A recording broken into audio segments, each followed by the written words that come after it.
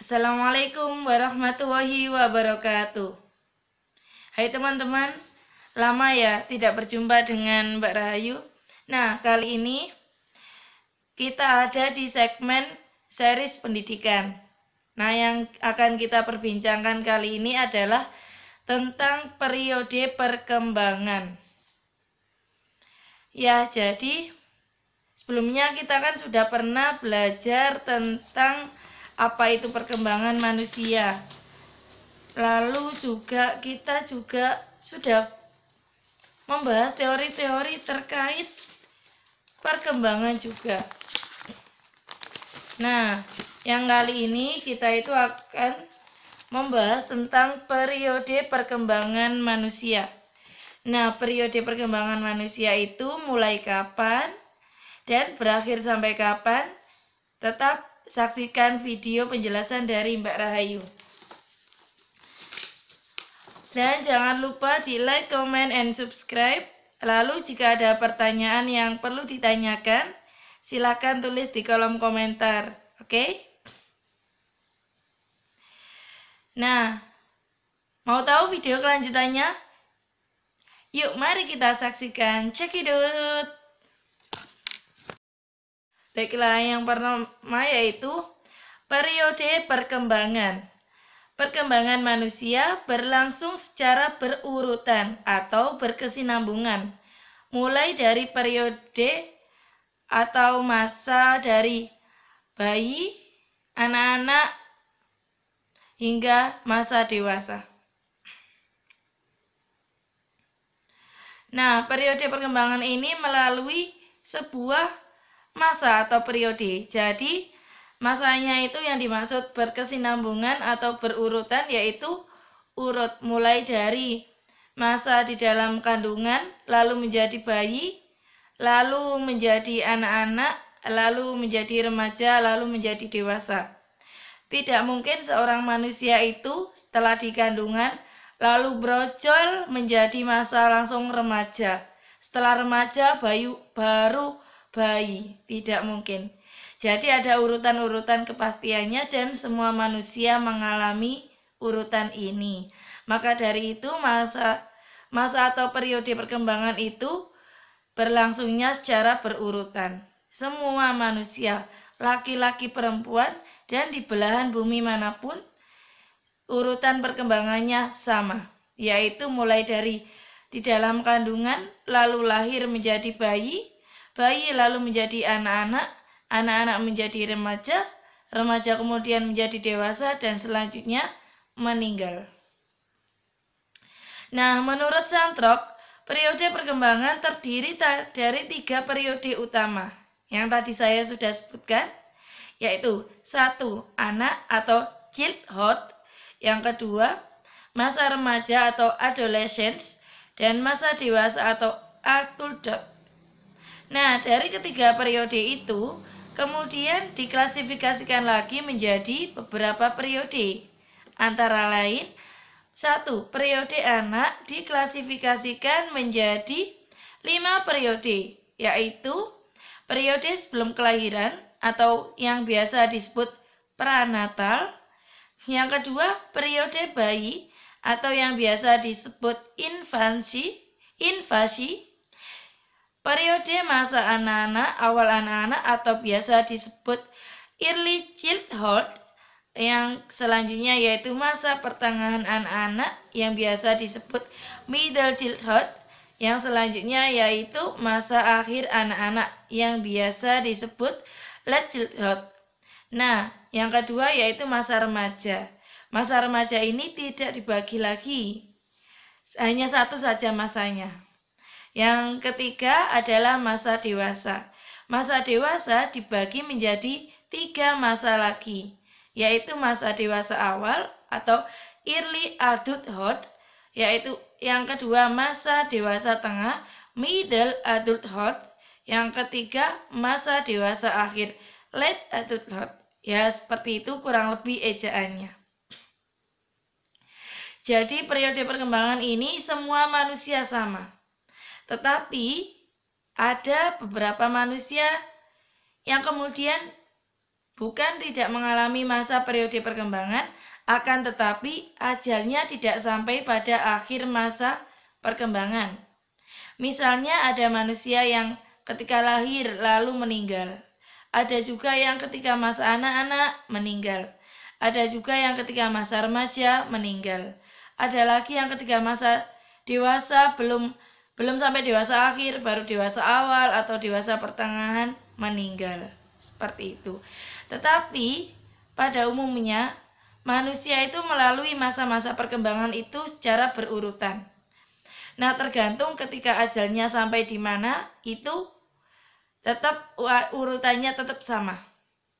Tidak mungkin manusia itu lahir kemudian langsung menjadi dewasa tanpa melalui proses menjadi bayi.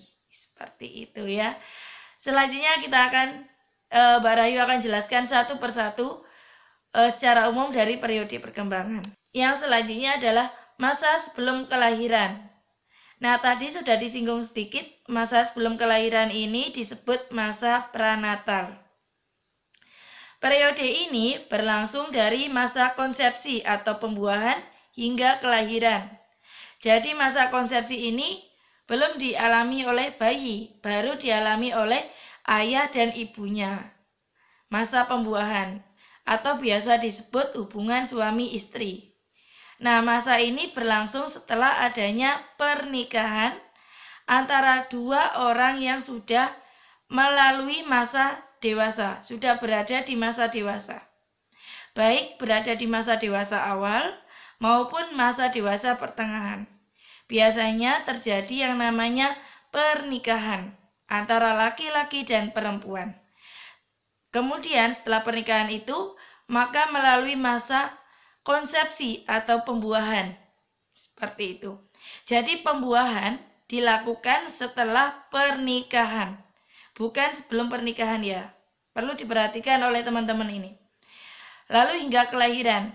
Nah, masa ini berlangsung selama 9 bulan. Berarti berada di perut ibu selama 9 bulan. Jadi konsepsi itu antara ayah ke ibu. Lalu ibu melalui kehamilan selama 9 bulan itu, yang mana mulai dibentuk yang pertama ada bertemunya sel sperma ke sel telur, yang kemudian menjadi zigot atau sebuah sel itu, sel berpecah-pecah lagi menjadi ada yang menjadi otak, lalu menjadi anggota-anggota tubuh yang lain termasuk jantung, paru-paru, dan lain sebagainya. Kemudian terbentuk menjadi sebuah janin yang lengkap dan kemudian lahirlah menjadi manusia. Nah, periode ini merupakan periode pertumbuhan yang luar biasa. Dimulai dari satu sel tunggal yang kira-kira beratnya hanya sekitar 1:20 juta ons menjadi organisme yang sempurna dengan kemampuan otak dan tingkah lakunya. Jadi itu tadi yang Mbak Rayu jelaskan. Dari pertemuan sel sperma ke sel telur, itu kemudian menjadi satu sel tunggal. Lalu ada yang namanya zigot. Zigot kemudian menjadi janin, dan janin sudah lengkap, ada otak, pikiran, dan yang terpenting lagi ketika menjadi janin itu sudah ditentukan takdir kita di dunia. Jadi Tuhan itu sudah menggariskan manusia ini takdirnya seperti ini sejak dalam kandungan itu. Selanjutnya yaitu ciri-ciri masa sebelum kelahiran atau masa pranatal. 1. Sifat bauran diturunkan sekali seumur hidup. Sifat bauran itu apa? Sifat bauran itu adalah sifat bawaan dari ibu atau ayahnya. Kalau dari ayahnya berarti melalui sel sperma. Kalau dari ibu berarti melalui sel telur itu, yang kemudian dibuahi menjadi satu, menjadi janin. Itu misalnya ayahnya itu pandai sepak bola. Nah, kemudian kemungkinan sifat bauran itu bisa diturunkan kepada anak. Jadi anaknya ketika lahir bisa pandai sepak bola. Seperti itu. Nah, fungsi sifat bauran atau bisa juga ibunya jago matematika. Sangat pandai matematika. Kemudian kan melalui sel telur itu tadi, pertemuan sel sperma dan sel telur. Ayahnya pandai sepak bola, ibunya pandai matematika. Nah, kemungkinan anaknya juga bisa pandai keduanya atau hanya menurunkan salah satu sifat orang tuanya, baik ayah maupun ibu. Misalnya anaknya kemudian bisa pandai matematika dan sepak bola, atau anaknya bisa pandai matematika saja atau pandai sepak bola saja. Fungsi sifat bauran yaitu sebagai dasar perkembangan selanjutnya. Ini juga biasanya yang menentukan minat dan bakat. Yang dari awal, minat bakat dari awal sejak lahir. Itu biasanya berasal dari sifat bauran. Yang kedua, kondisi-kondisi baik dalam tubuh ibu dapat menunjang perkembangan sifat bawaan. Kondisi ibu yang tidak baik dapat menghambat perkembangan. Misalnya, kondisi baik dalam tubuh ibu itu selama periode pranatal atau dalam kandungan itu, ibunya itu sangat rajin mengkonsumsi makanan-makanan yang sehat, menjaga pola kesehatan, misalnya setiap pagi jalan-jalan untuk melemaskan otot dan peregangan dan lain sebagainya. Lalu makanannya juga makanan-makanan yang tidak mengandung zat kimia, tidak mengandung pewarna tekstil, tidak mengandung pemanis buatan dan lain sebagainya, maka anaknya pun bisa menjadi anak yang cepat perkembangannya. Selanjutnya, jika ibunya itu ternyata ketika hamil itu makanannya makanan-makanan yang tidak sehat, misalnya saja makan makanan-makanan yang contohnya saja minum alkohol dan lain sebagainya, atau makan makanan yang mengandung pemanis atau pewarna buatan, itu juga bisa berpengaruh kepada janin yang dikandungnya. Maka dari itu, ibu-ibu ketika hamil harus memperhatikan hal tersebut. Bisa menghambat ketika ibunya makanannya tidak sehat, pola hidupnya tidak sehat, tidurnya kurang teratur, itu bisa menghambat perkembangan di janinnya. Yang selanjutnya, 3. Jenis kelamin individu yang baru diciptakan dan kondisi ibu tidak mempengaruhi. Jadi jenis kelamin bayi yang baru dilahirkan itu tidak ada kaitannya dengan kondisi dari ibunya. Karena manusia itu ketika menjadi janin itu sudah menjadi satu manusia yang berbeda lagi dari ibunya. Sudah terpisah. Jadi jenis kelaminnya sudah ada kepastian dari Tuhan. Yang keempat, perkembangan dan pertumbuhan yang normal lebih banyak daripada periode lain. Jadi periode ini berlangsung di dalam perut ibu, maka dari itu perkembangan ini lebih normal dibandingkan perkembangan lain. Perkembangan periode lain yang dimaksud adalah perkembangan periode masa bayi, masa anak-anak, masa remaja maupun masa dewasa. Kenapa hal itu bisa terjadi? Karena ketika masa bayi, masa anak-anak, masa dewasa maupun masa remaja itu sudah ada pengaruh-pengaruh dari lingkungan sekitar. Sehingga perkembangan itu terkadang ada yang terhambat karena lingkungan, terganggu karena kondisi-kondisi yang ada di sekitar lingkungan, baik iklim, cuaca, kondisi masyarakat, dan lain sebagainya. Maka dari itu ketika di masa periode pranatal ini atau masa sebelum kelahiran ini, itu perkembangannya lebih normal karena masih berada dalam perut ibu, otomatis dilindungi oleh ibunya, kecuali yang kurang menjaga.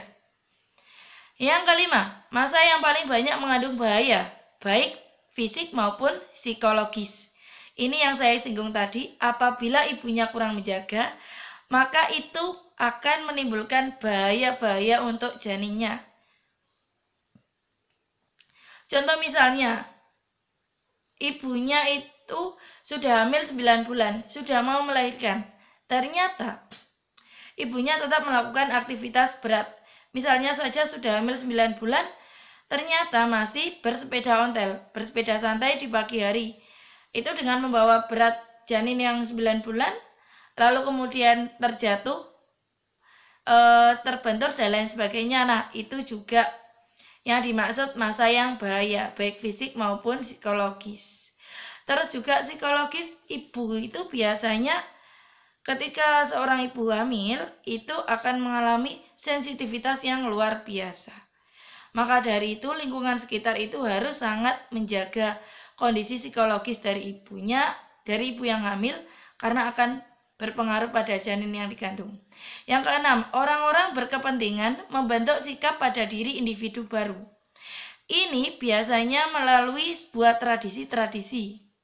Misalnya, kalau di dalam agama Islam itu ada kayak semacam sebuah tradisi, bahwasanya misalnya kalau anaknya pengen anak yang soleh, itu harus didengarkan ayat-ayat suci Al-Quran. Atau misalnya kalau anaknya pengen ganteng, itu harus dibacakan surat Yusuf. Seperti itu. Dan juga orang-orang berkepentingan membentuk sikap pada diri individu.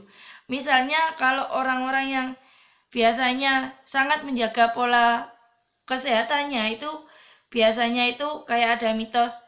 Kalau mitos atau cara tersendiri, kalau misalnya ingin anaknya sehat, maka harus melakukan senam, harus melakukan seperti ini, seperti itu, harus makan ini, makan itu, supaya bayinya sehat. Seperti itu yang dimaksud berkepentingan membentuk sikap pada diri individu yang baru. Seperti itu. Kita lanjutkan untuk pembahasan ke periode masa bayi. Nah, yang selanjutnya yaitu masa bayi. Nah, masa bayi ini jadi tadi kan setelah 9 bulan berada dalam kandungan ibu lalu lahir menjadi periode bayi. Menjadi lahir bayi gitu lahir. Jadi masa bayi merupakan masa perkembangan yang merentang dari kelahiran hingga 18 atau 24 bulan atau sekitar kurang lebih 2 tahun. Nah, maka dari itu biasanya itu ada yang namanya pemberian ASI atau air susu ibu yang wajib selama 2 tahun. Itu berarti itu berada di masa bayi. Memang wajib diberikan air susu ibu dan belum bisa makan makanan yang sembarangan makanan. Seperti itu. Nah, ciri-ciri pada masa bayi ini antara lain. Yang pertama, masa dasar pembentukan perilaku, sikap, dan ekspresi emosi. Jadi di masa ini itu, bayi itu mulai membentuk perilakunya. Misalnya, ada bayi yang ternyata kok jalannya sangat cepat. Sebelum 2 tahun sudah pandai jalan, sudah pandai lari. Atau misalnya ada lagi yang cara jalannya itu lambat, 2 tahun baru bisa jalan, tetapi dia itu sudah sangat bisa untuk untuk berbicara. Masa berbicaranya mungkin usia 1 tahun atau 12 bulan itu sudah sangat lancar untuk bicara. Itu yang dimaksud. Ekspresi emosi. Biasanya ekspresi emosi bayi ini diluapkan atau diungkapkan melalui tangisan, senyuman, kadang kayak tangannya merambai-rambai. Kalau misalnya ingin sesuatu, bayi mesti melambai-lambai seperti ini, atau menangis, atau apabila bayi itu ternyata bahagia, maka dia akan menampakkan senyumnya. Ketika digoda, ketika diajak bicara, itu sudah bisa berekspresi, sudah bisa membedakan senang, sedih, marah, dan lain sebagainya. Yang kedua, masa pembentukan dan pertumbuhan berjalan cepat, baik fisik maupun psikologis. Jadi pada masa bayi ini, pertumbuhan itu dan perkembangan sangat cepat. Sama seperti ketika masa dalam kandungan. Sedikit lebih lambat, tetapi masa ini berlangsung sangat cepat, baik fisik maupun psikologis. Misalnya, pada usia 1 tahun, bayi itu baru bisa belajar merangkak. Atau pada usia 12 bulan, bayi biasanya mungkin baru belajar merangkak. Ternyata, masa merangkak ini cuma berlangsung antara 1 bulan. Pada usia ke-13 bulan, bayi ternyata sudah bisa berdiri dan berjalan. Maka dari itu, masa ini disebut masa pertumbuhan dan perubahan yang sangat cepat, baik secara fisik maupun psikologis. Secara psikologis, mungkin bayi itu sudah bisa, misalnya pada usia 12 bulan, bayi itu masih rewel, masih cengeng. Kemudian pada usia selanjutnya 16 bulan, 18 bulan, bayi itu ternyata sudah lebih tenang, lebih lucu, dan lebih bisa menuruti perintah dari orang tuanya atau semacam kayak aturan-aturan dari orang tuanya. Seperti itu. Yang ketiga, masa kurangnya ketergantungan. Jadi bayi itu sudah berkurang rasa ketergantungannya. Karena kan kalau di dalam rahim ketika masa periode pranatal itu seorang janin itu masih sangat bergantung pada ibunya. Dari segi makanannya, apapun yang dimakan ibu nanti akan mempengaruhi perkembangannya. Kalau periode bayi ini sudah berkurang masa ketergantungan dan bayi itu sudah mulai mengenal makanan-makanan atau asupan-asupan, baik itu air susu ibu maupun makanan-makanan pendamping ASI atau yang biasa disebut MPASI. Seperti itu. Jadi sudah berkurang ketergantungan kepada ibunya. Beda dengan ketika di dalam kandungan. Yang keempat, masa meningkatnya individualitas dengan mengembangkan sesuai dengan minat dan kemampuannya. Pasti ada yang pertanyaan-tanya, apa sih bayi kok bisa minat, kok bisa kemampuan? Nah, bayi itu ternyata ada minat dan kemampuannya sendiri, teman-teman. Misalnya itu ada bayi yang ternyata itu sudah ada minat, bakatnya itu misalnya sudah terlihat ketika di foto. Ada yang sangat pandai bergaya, berpose. Itu juga kemungkinan minat dan bakatnya nanti kalau dikembangkan bisa menjadi seorang model. Terus ada juga bayi yang larinya sangat cepat. Misalnya usia 18 bulan sudah bisa berjalan lalu berlari dan sangat cepat. Itu sudah terlihat minat dan bakatnya mungkin ke arah atletik. Seperti itu. Sudah terlihat, sudah ada pertumbuhan minat dan bakatnya. Yang kelima, masa permulaan sosialisasi. Biasanya masa ini begini, masa permulaan sosialisasi itu bayi mendapatkan sosialisasi dari orang tuanya. Misalnya ibunya ketika, ini ayahmu, coba panggil papa, papa, seperti itu. Jadi sudah disosialisasikan, sudah dikenalkan dengan anggota keluarganya, mulai dari papanya, mamanya, adiknya, kakaknya, dan lain sebagainya. Itu sudah mulai dikenalkan, dan juga sudah mulai dikenalkan benda-benda di sekitar. Misalnya disuruh, bayi itu disuruh pegang sendoknya sendiri, atau pegang mainannya sendiri, meraba-raba mainannya sendiri, yang berbentuk misalnya buah-buahan, atau berbentuk yang lain sebagainya, persegi, dan lain sebagainya. Mulai dikenalkan sosialisasi, mulai dikenalkan. Yang keenam, masa permulaan berkembangnya penggolongan peran seks terkait pakaian yang dipakainya. Yang dimaksud peran seks di sini adalah seks adalah gender atau jenis kelamin antara laki-laki dan perempuan. Jadi pada masa bayi ini sudah dibedakan. Ini baju untuk bayi laki-laki, ini baju untuk bayi perempuan. Biasanya itu yang perempuan itu sudah bisa didandani menjadi kayak feminim gitu. Yang laki-laki juga bisa biasanya buat sekeren mungkin oleh orang tuanya, dipakaikan misalnya kayak rambutnya itu dipakaikan minyak-minyak wangi yang supaya minyak-minyak rambut yang bisa untuk digaya-gaya di model-model gitu, itu bisa. Yang selanjutnya, masa yang menarik baik fisik maupun perilakunya.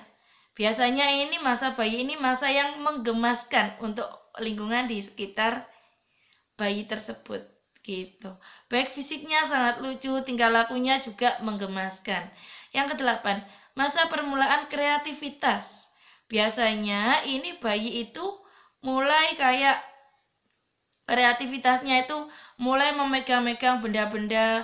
Kadang ada yang mulai menyobek-nyobek kertas, mungkin kayak kertas kayak dilipat-lipat gitu. Ada yang kayak secara refleksnya seperti itu.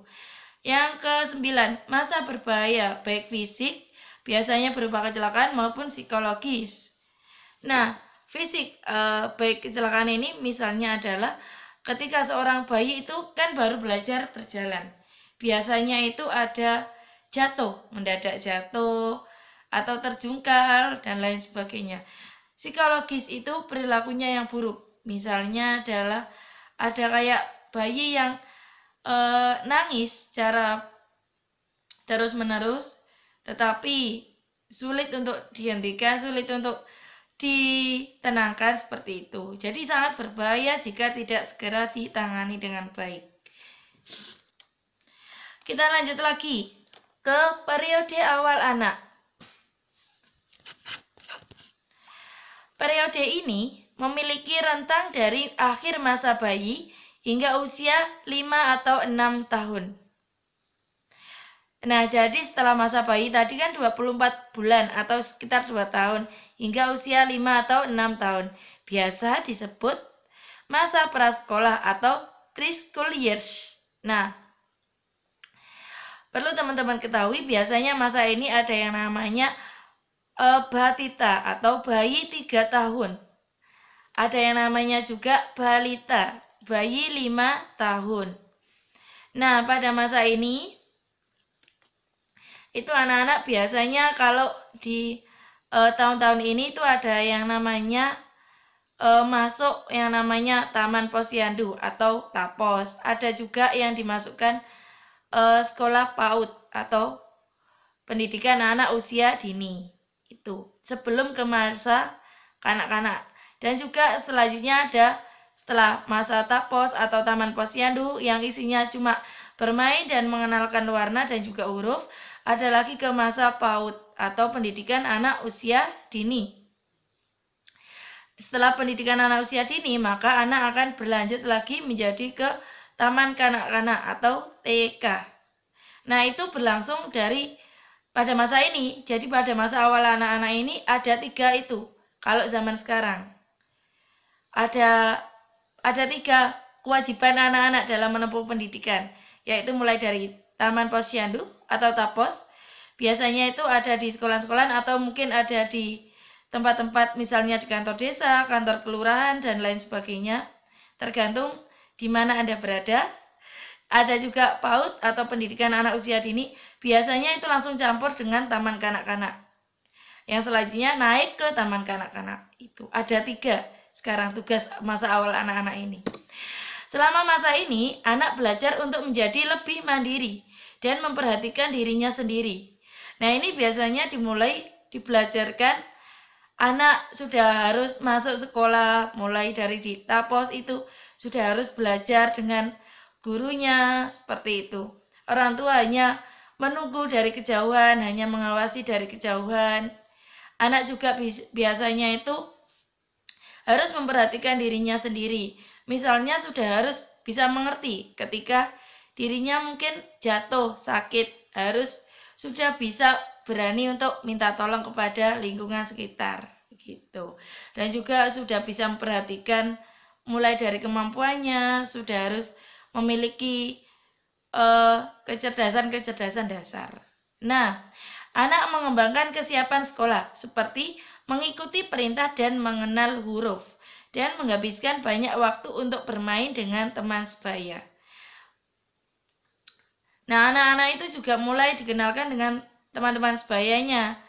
Di sekolah-sekolah yang saya sebutkan tadi, 3 tahapan tadi, itu anak-anak sudah bisa mengenal temannya, sudah bisa belajar untuk bersosialisasi dengan lingkungan sekitar, sudah belajar untuk berkenalan, belajar untuk memahami perintah guru, misalnya disuruh menggambar, disuruh mewarnai, itu disuruh menulis huruf, menulis angka, menyebutkan angka, menyebutkan huruf, bernyanyi bersama-sama.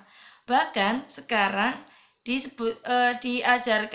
dimulai diajarkan rasa nasionalisme sejak dini. Misalnya sudah diajak membaca Pancasila, sudah dikenalkan lagu-lagu nasionalisme, misalnya lagu Indonesia Raya dan lain sebagainya. Selanjutnya itu kita akan membahas tentang masa periode pertengahan dan akhir anak-anak. Periode ini rentang usia antara 6 hingga 10 tahun atau 11 tahun. Masa ini sering disebut masa sekolah dasar. Jadi ketika anak sudah selesai di masa taman kanak-kanak, kan lulus. Lalu anak-anak harus menempuh pendidikan sekolah dasar. Nah, di sini dimulai dari kelas 1. Biasanya itu berlangsung paling rendah itu 6 tahun. Atau mungkin ada kekhususan untuk anak-anak yang memiliki kecerdasan lebih, itu bisa 5 tahun sudah bisa masuk sekolah dasar. 6 atau 7 tahun tapi biasanya. Nah, pada masa ini, anak memiliki keterampilan dasar membaca, menulis, dan matematik atau berhitung. Biasanya disebut kalistung, membaca, menulis, dan berhitung. Tema sentral pada periode ini adalah prestasi atau achievement dan perkembangan pengendalian atau self control. Nah, jadi pada masa ini anak-anak itu biasanya dituntut untuk mengukir prestasi-prestasi, misalnya melalui lomba-lomba. Pada usia sekolah dasar ini, anak-anak itu sering diajak lomba, misalnya lomba untuk membaca puisi, lomba menyanyi, lomba menari, dan lain sebagainya.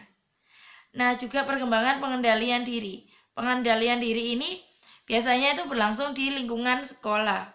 Jadi anak itu sudah diajarkan untuk benar-benar mandiri. Misalnya pada usia tertentu, kelas tertentu, sudah tidak boleh ditunggui oleh orang tuanya. Harus berangkat sekolah sendiri. Harus berangkat sekolah melalui bus sekolah atau melalui kendaraan pengantar sekolah. Sudah harus belajar pengendalian dirinya sendiri ketika berada di sekolah maupun ketika bermain dengan lingkungan sekitarnya. Selanjutnya adalah periode remaja. Periode remaja adalah masa transisi antara masa anak-anak dengan masa dewasa. Jadi periode ini tuh setelah masa anak-anak tapi sebelum masa dewasa. Memiliki rentang usia antara 12 atau 13 tahun sampai 19 atau 20 tahun. Berarti masa ini tuh antara usia sekolah SMP atau MTS atau sederajat dan sampai usia SMA, SMK, MA, dan lain sebagainya. Pada masa itu.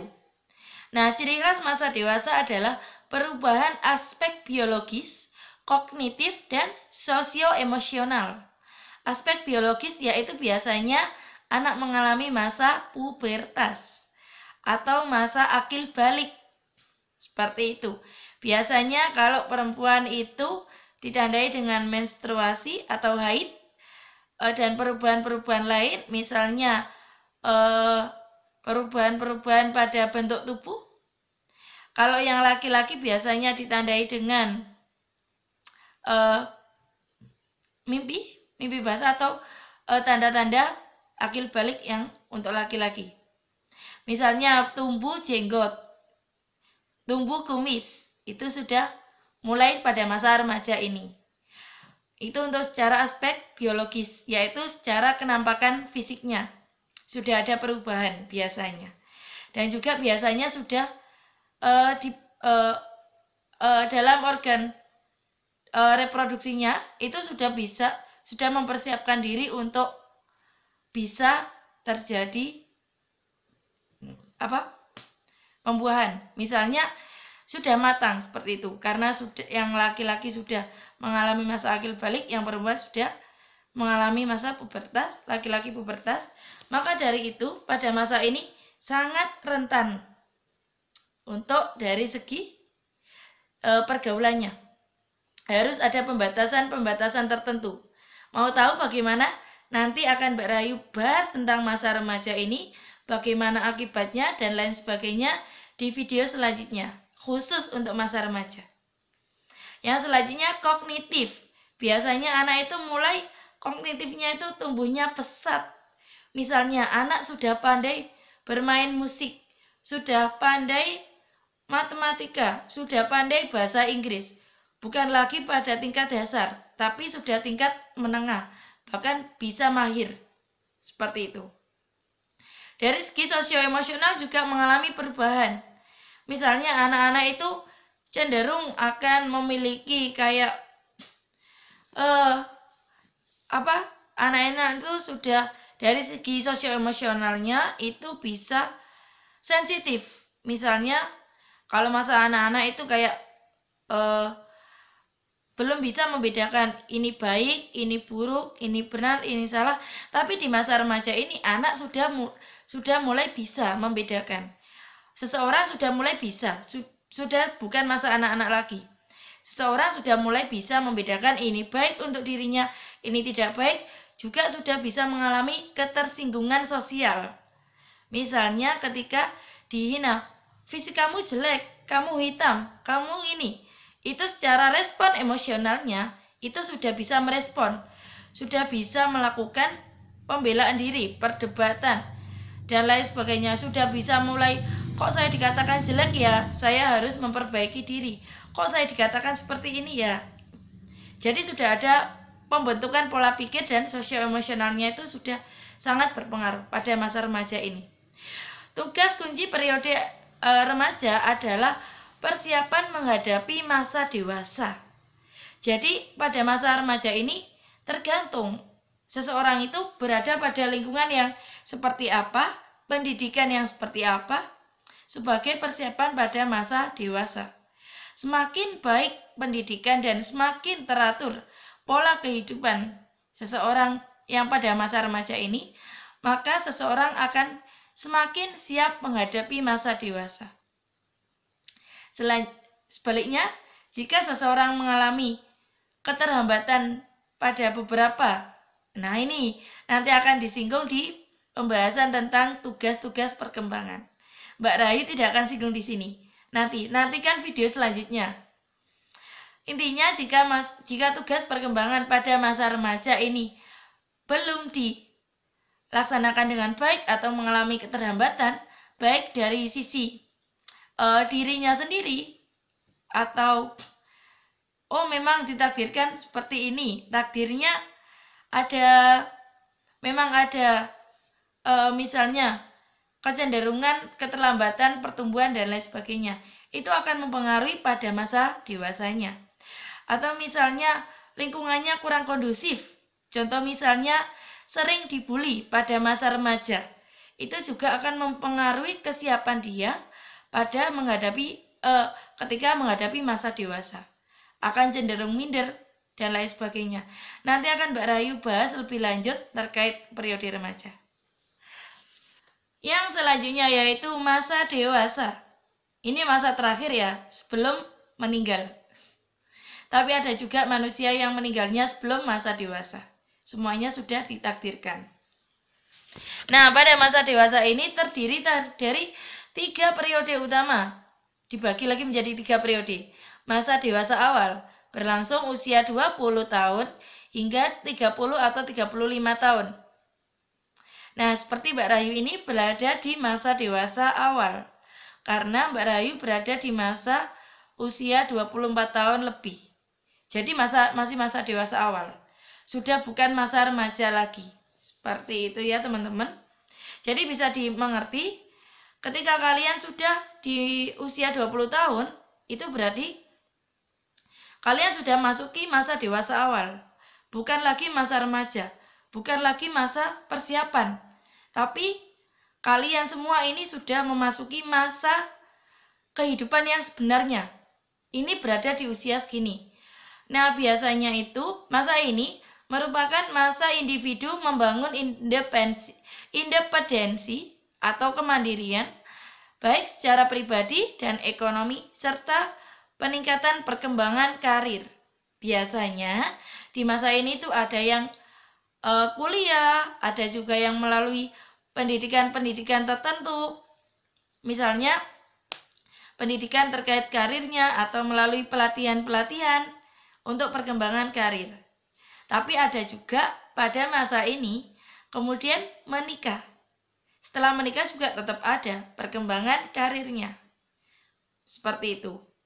Tetap ada menjadi kemandirian pribadi.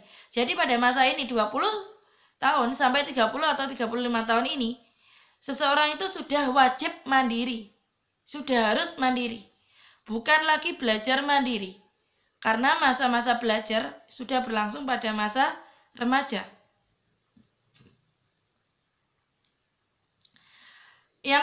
Jadi pada masa ini itu sangat rentan. Nah, untuk masa remaja, untuk masa dewasa awal, nanti juga Mbak Rayu akan kupas secara detail di video yang selanjutnya. Mari kita persingkat ke yang kedua, masa pertengahan dewasa, berlangsung sekitar usia 35 tahun hingga 45 tahun, dan berakhir pada usia 55 tahun atau 65 tahun. Nah, pada masa ini biasanya yang laki-laki menjadi seorang ayah, yang perempuan menjadi seorang ibu. Berakhirnya pada usia 55 tahun, perempuan itu biasanya ditandai dengan menopause atau berhentinya haid atau berhentinya menstruasi. Sudah tidak mengalami menstruasi atau haid lagi. Itu ciri akhir masa pertengahan dewasa.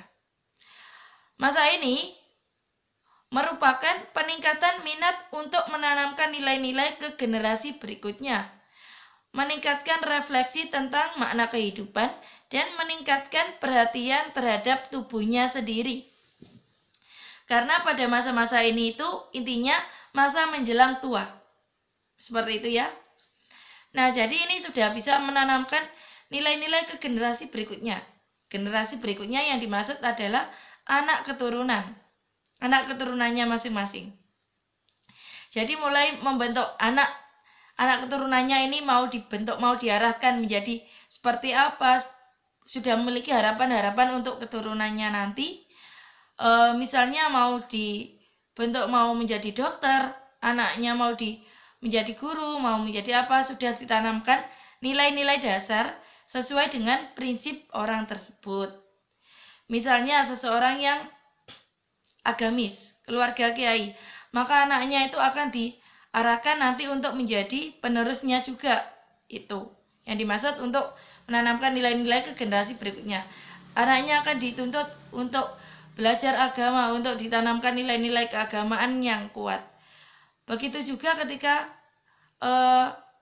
orang tua itu, misalnya orang pada masa ini tuh misalnya adalah seorang model, itu maka sudah menanamkan ke generasi berikutnya, itu sudah diajari teknik cara berjalan di atas catwalk atau karpet merah dan lain sebagainya, itu sudah diajarkan seperti itu. Sudah mulai intinya mewarisi atau menurunkan sifat-sifatnya itu ke generasi berikutnya, mengajarkan cara kehidupan ke generasi berikutnya, sudah membimbing generasi berikutnya yaitu anak keturunannya. Yang ketiga, masa dewasa akhir, rentang usia antara 60 atau 70 tahun sampai meninggal. Tapi kadang ada manusia yang tidak sampai masa ini, karena mungkin sudah meninggal di usia 60 atau 70 tahun. Jadi masa ini itu sebenarnya itu ada juga yang sampai meninggalnya mungkin usia 100 tahun dan lain sebagainya. Pada periode ini merupakan masa penyesuaian diri terhadap melemahnya kekuatan dan kesehatan fisik, masa pensiun dan berkurangnya penghasilan. Jadi masa ini itu biasanya itu manusia itu kekuatannya sudah berbeda. Kan di masa dewasa pertengahan sudah ada menopause. Menopause itu biasanya mengalami penurunan kekuatan. Pada masa ini biasanya itu lebih melemah lagi. Ini biasanya itu seseorang sudah menjadi kakek dan nenek, sudah mempunyai cucu. Nah, pada masa ini biasanya pensiun, sudah mengalami masa pensiun dari pekerjaannya dan dari aktivitas-aktivitas sehari-harinya yang berat. Jadi di masa ini itu biasanya itu lebih menghabiskan rutinitasnya itu lebih kepada menjaga kesehatannya. Misalnya lebih mengatur pola hidup sehatnya, lebih mengkonsumsi vitamin-vitamin untuk keseimbangan tubuhnya, untuk tetap bugar dan lain sebagainya, sudah mulai menjalankan kehidupan yang sehat untuk menjaga tetap staminanya tetap kuat seperti itu. Dan juga berkurangnya penghasilan karena sudah pensiun, sudah berkurang penghasilan seperti itu. Nah, biasanya itu ya seperti itu, sudah di rumah, sudah menghabiskan masa-masa untuk menikmati masa tua, menikmati hobinya. Biasanya kalau yang bermusik pun tetap bermusik, main piano di dalam rumah, bernyanyi di dalam rumah, dan lain sebagainya. Sudah berkurang. Mungkin yang biasanya itu yang alim itu mulai sangat rajin kayak beribadah, berdoa seperti itu. Nah, sekian video dari Mbak Rahayu terkait dengan periode perkembangan. Mohon maaf apabila ada salah-salah kata atau ada yang menyinggung teman-teman semua dan juga para subscriber Mbak Rahayu. Mohon maaf apabila ada kata-kata Mbak Rahayu yang mungkin menyinggung. Itu sebagai edukasi. Semua yang Mbak Rahayu ucapkan ini sebagai edukasi bahwasanya seperti ini loh masa perkembangan, periode perkembangan secara singkatnya. Untuk secara detailnya nanti ada di series pendidikan yang selanjutnya, di episode selanjutnya. Ini di episode 3 ini sekian. Mbak Rahayu akhiri. Terima kasih. Jangan lupa like, comment, and subscribe. Apabila ada kritik dan saran, silakan tulis di kolom komentar. Apabila ada pertanyaan juga silakan tulis di kolom komentar. Dan apabila video ini bermanfaat untuk lingkungan sekitar kalian, silakan bagikan video ini ke teman-teman kalian. Sekian dari Mbak Rahayu. Mbak Rahayu akhiri. Wassalamualaikum warahmatullahi wabarakatuh. Sampai jumpa di video selanjutnya.